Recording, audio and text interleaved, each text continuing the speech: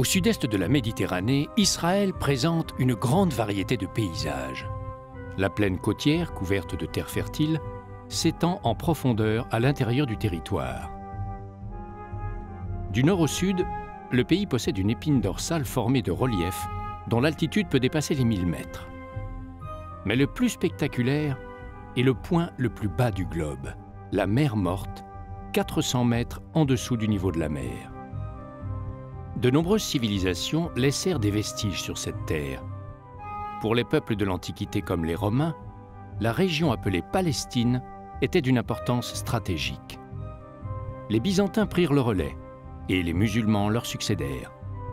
L'installation de l'islam entraîna la réaction de l'Occident et le début des croisades. Après les musulmans, les Ottomans s'imposèrent, mais Napoléon se dressa sur leur route. Peu avant la fin de l'Empire ottoman, les Britanniques arrivèrent avec la Première Guerre mondiale. Ils contrôlèrent la Palestine pendant 30 ans. Dès la fin du XIXe siècle, l'idée de créer l'État d'Israël avait été lancée par Theodor Herzl, juif autrichien, pour réagir à l'antisémitisme en Europe. Le pays devint une réalité en 1948. L'État d'Israël fut créé à la suite d'une recommandation des Nations Unies qui préconisait aussi la création d'un deuxième État, arabe-palestinien, en Palestine. Lors de la guerre des 6 jours en 1967, Israël conquit plusieurs territoires voisins, notamment le Golan syrien, la Cisjordanie comprenant Jérusalem-Est et la bande de Gaza. Les frontières sont toujours incertaines. Tel Aviv est la capitale du pays pour la communauté internationale. Elle accueille les représentations diplomatiques. Sa fondation remonte à la fin du XIXe siècle. Plusieurs fois millénaire, Jérusalem est considérée comme capitale par les Israéliens. Les institutions politiques y ont établi leur siège. Le Parlement a voté la loi du retour en 1950. Elle permet aux Juifs du monde entier d'immigrer dans le pays créé pour eux. Ils deviennent citoyens israéliens, reçoivent des leçons d'hébreu ainsi qu'une aide financière. Les Arabes palestiniens représentent le 5e de la population nationale. Parmi eux, les Bédouins, qui ont pour la plupart perdu leur mode de vie traditionnel.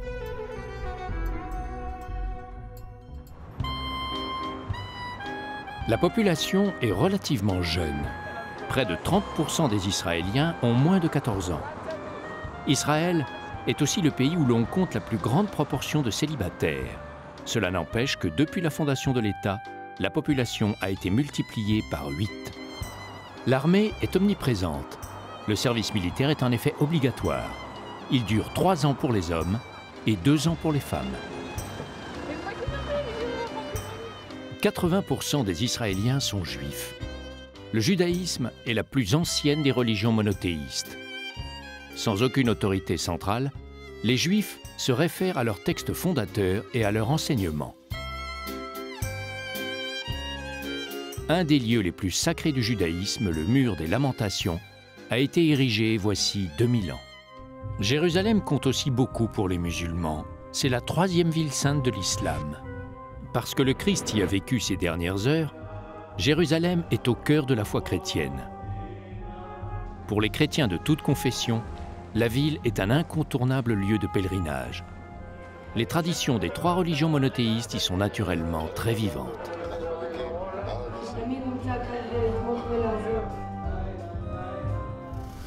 Entre Tel Aviv et le désert du Negev, on rencontre des modes de vie extrêmement différents sur un territoire national pourtant pas plus grand que la Bretagne. On mesure la distance qui sépare le camp de nomades et la grande ville moderne. Le nom de Tel Aviv est emprunté à la Bible. Il signifie « colline du printemps ». À l'origine, la ville devait adopter le profil d'une cité-jardin à l'anglaise avec des maisons familiales et des espaces verts.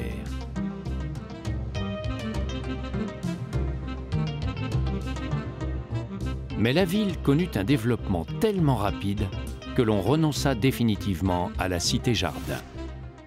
Pour permettre à la ville de grandir, on abandonna les restrictions initiales sur la hauteur des immeubles.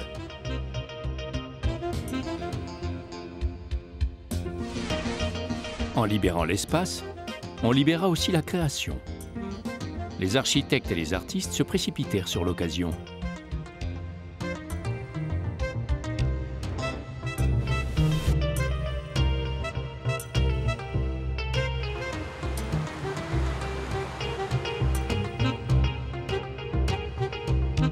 Malgré la poussée verticale, la ville n'a pas perdu sa personnalité. Au pied de tours modernes, on a conservé intacte une série de maisons de l'ancienne colonie de Sarona, bâties dans les années 1870 par des chrétiens allemands immigrés ici.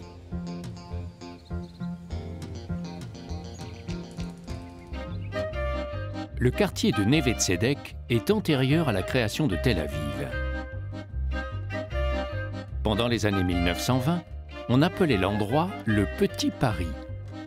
En quelques années, le quartier est devenu l'un des plus prisés de la capitale. On veille à son authenticité et aux arrêts de persiennes à figure humaine qui fixent les volets. La rue Dizengoff ne désemplit pas. Elle regroupe des boutiques à la mode et des commerces voués à l'artisanat. Parmi les créations, des objets à caractère religieux comme la menorah, le chandelier à 7 branches.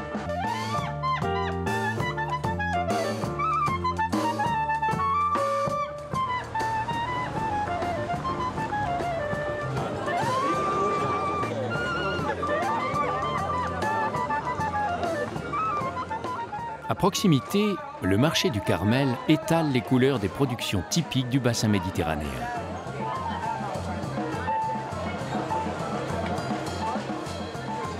La loi religieuse interdit le mélange de la viande et des produits laitiers.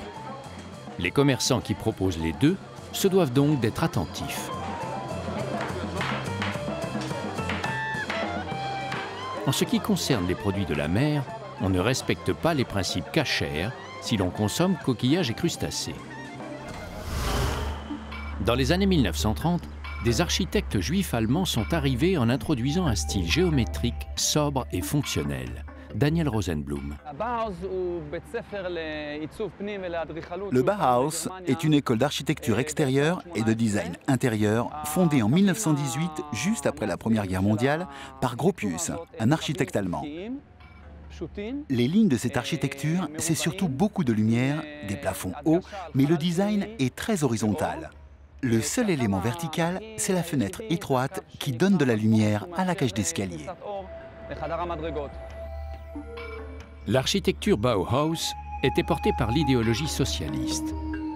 Elle transposait en architecture une dimension égalitaire, avec des espaces communs qui devaient bénéficier à tout le monde. À Tel Aviv, les influences sont nombreuses. Les résultats sont parfois étonnants, comme le bâtiment surnommé la Maison Folle.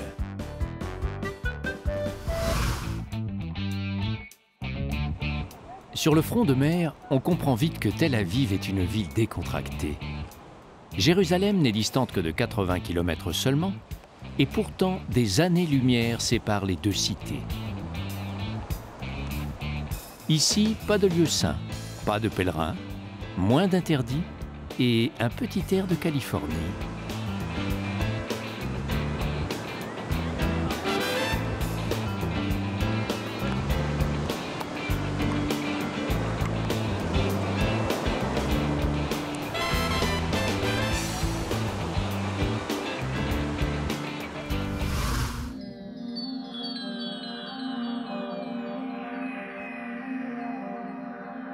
En longeant la côte au nord de Tel Aviv, on remonte dans le passé.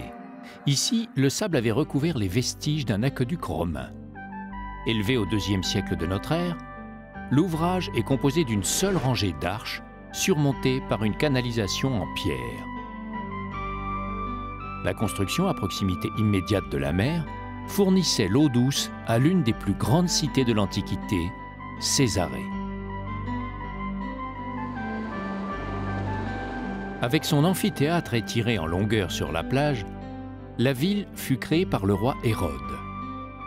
Il la baptisa Césarée en l'honneur de l'empereur romain César Auguste. La ville devint par la suite la capitale régionale de l'Empire romain.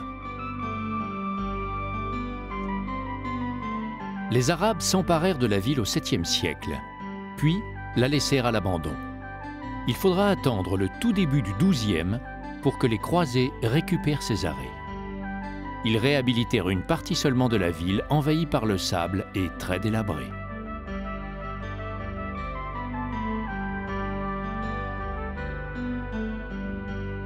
Comme à l'époque des Romains, le théâtre bénéficie d'un décor naturel unique face à la mer Méditerranée.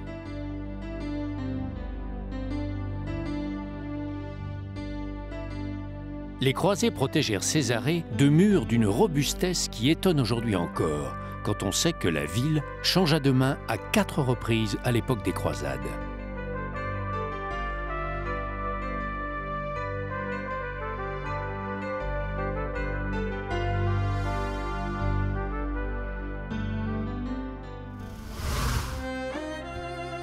Une fois franchi le cap Carmel et le mont du même nom, Haïfa se dévoile. Le port fut longtemps la première image que les immigrants juifs apercevaient d'Israël. Le musée de la marine et de l'immigration clandestine raconte les hauts faits de la marine israélienne.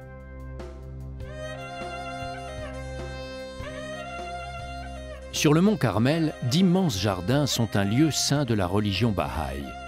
Celle-ci a vu le jour en Perse au XIXe siècle. C'est ici qu'est inhumé le fondateur de la religion.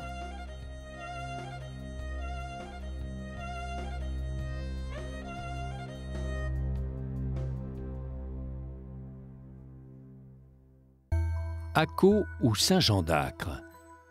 La cité est déjà mentionnée dans des textes égyptiens 19 siècles avant Jésus-Christ. La ville resta 4 siècles aux mains des Arabes.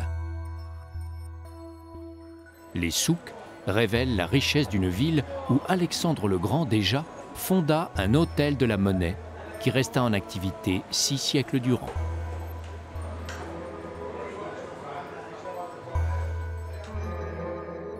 Les croisés s'emparèrent de la ville et en firent la capitale du royaume latin de Palestine. Ils construisirent une citadelle, siège de leur pouvoir. Les différents ordres militaires y étaient représentés, templiers, chevaliers teutoniques et hospitaliers. Plusieurs salles, dont la structure n'a pas changé depuis le XIIIe siècle, ont servi de prison pendant le protectorat britannique. Un souterrain permettait de quitter la forteresse en cas de siège prolongé. À l'emplacement où les croisés avaient bâti une cathédrale, les Ottomans ont élevé la mosquée El Jazar au XVIIIe siècle. Sur les murs, les tonalités bleues et brunes sont typiques de l'art ottoman finissant.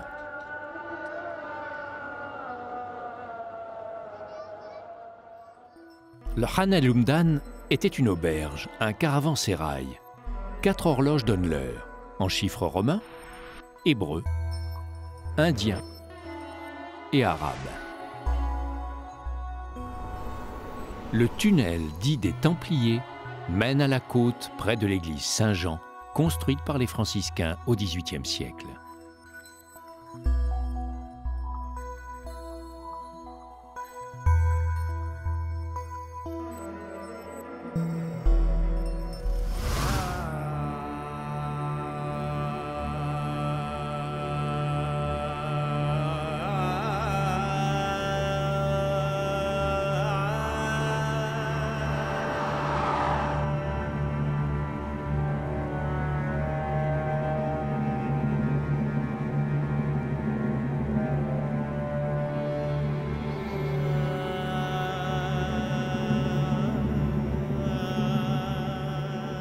La Galilée recèle une étonnante densité de lieux bibliques. Le lac de Tibériade a beaucoup d'importance pour les chrétiens. Plusieurs épisodes de la vie du Christ s'y sont déroulés, comme la pêche miraculeuse.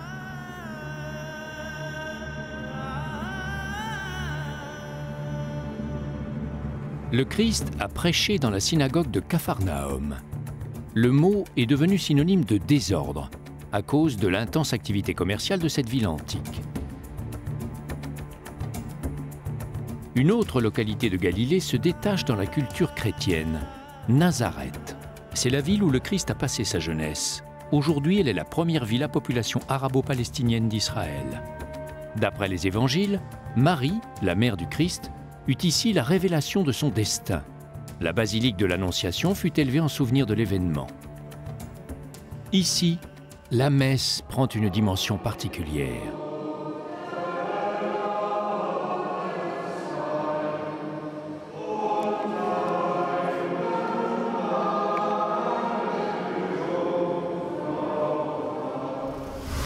Plus au sud, la ville antique de Beth Shean est un des grands centres archéologiques d'Israël. Les fouilles ont révélé l'existence de 20 localités différentes superposées au cours de l'histoire. À l'époque romaine, la ville sortait déjà du rang par la grande taille de son amphithéâtre.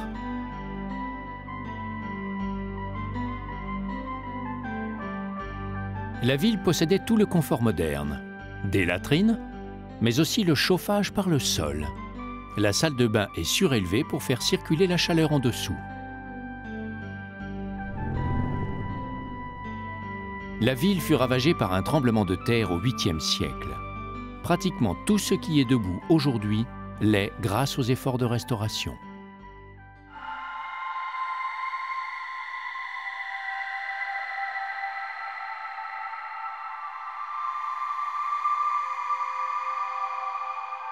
Les Romains connaissaient bien l'environnement de la mer Morte, une étendue d'eau fermée située au point le plus bas de la planète. Les lieux sont arides et la végétation quasi inexistante. L'appellation mer Morte n'est pas usurpée. Aucun poisson ne peut y survivre et la vie n'existe qu'à l'échelle de bactéries.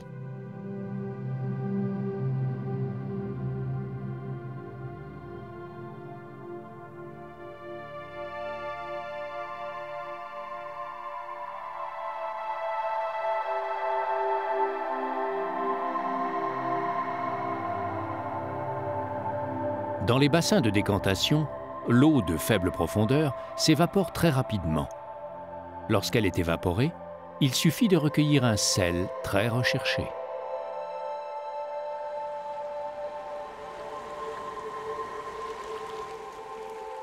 Sur les rives, le sel forme une couche épaisse. Dans la mer, grâce à la densité du sel, il n'est pas nécessaire de savoir nager.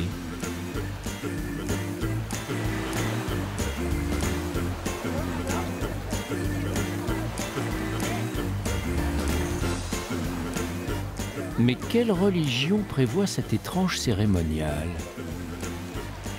S'enduire consciencieusement de boue.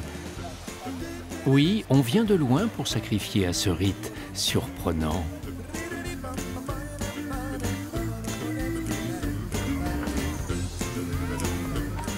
Explication. L'eau de la mer Morte contient des minéraux aux effets bénéfiques et l'application de boue permet d'en profiter. De plus, l'atmosphère est ici exceptionnelle.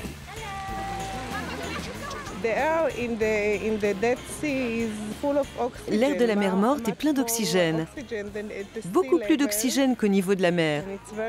Et c'est très sain. On se sent mieux, on se sent très serein ici. Il y a du bromure dans l'air. L'air, le sel et la boue constituent un tiercé gagnant. D'autant que cela n'empêche pas la coquetterie.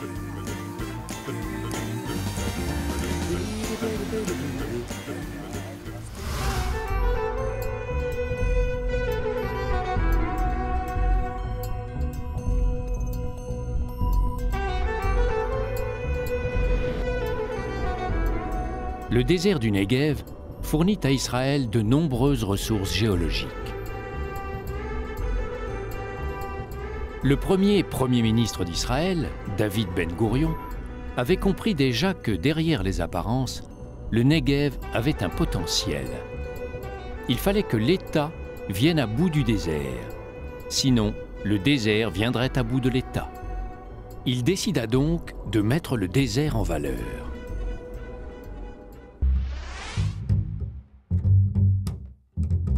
Aujourd'hui, les efforts se poursuivent. Une réserve a été créée pour réunir des animaux sauvages déjà mentionnés dans la Bible ou menacés de disparition. C'est ainsi que l'oryx d'Arabie côtoie l'onagre, un âne sauvage. Elle arrive toujours sur la pointe des pattes, l'autruche. On sait qu'elle peut être très rapide à la course, mais on sait moins qu'elle est très curieuse.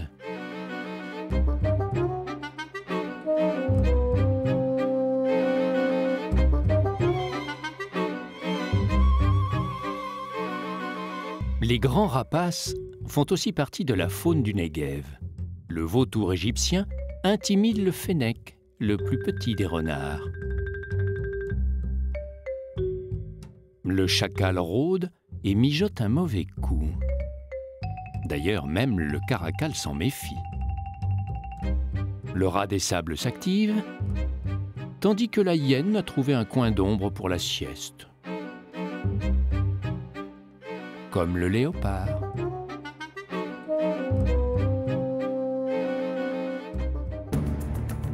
Le Negev représente plus de 60% du territoire d'Israël, mais n'est habité que par un faible pourcentage de la population, comprenant notamment les Bédouins. Les vents de sable sont responsables d'une forte érosion qui a dessiné des arches dans la montagne et qui a taillé les piliers du roi Salomon dans une monumentale falaise de grès.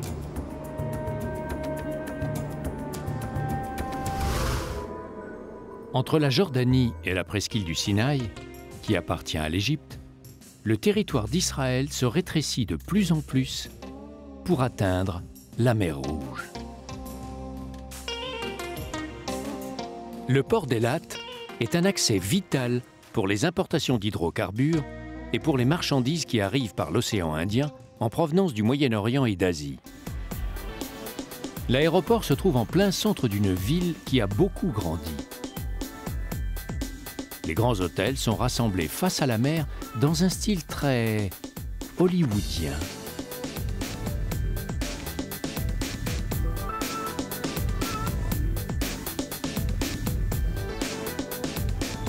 Avec une température moyenne de 21 degrés, la saison des baignades dure toute l'année.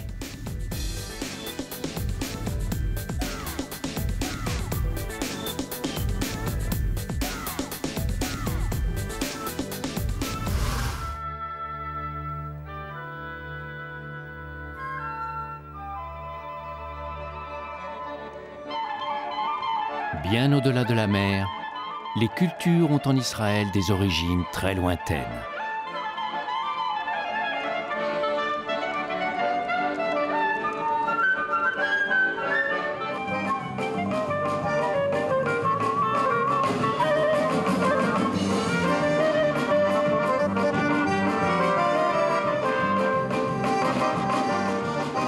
En Israël, les cultures ne connaissent pas les frontières.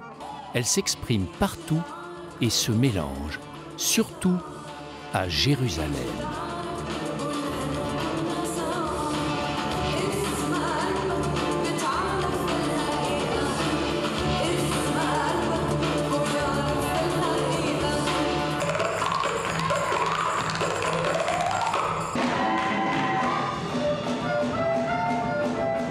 Aucune ville au monde n'a connu un tel destin. Si toutes les cultures se rejoignent sans exception, alors Israël, comme la région tout entière, pourra nourrir un grand rêve d'avenir.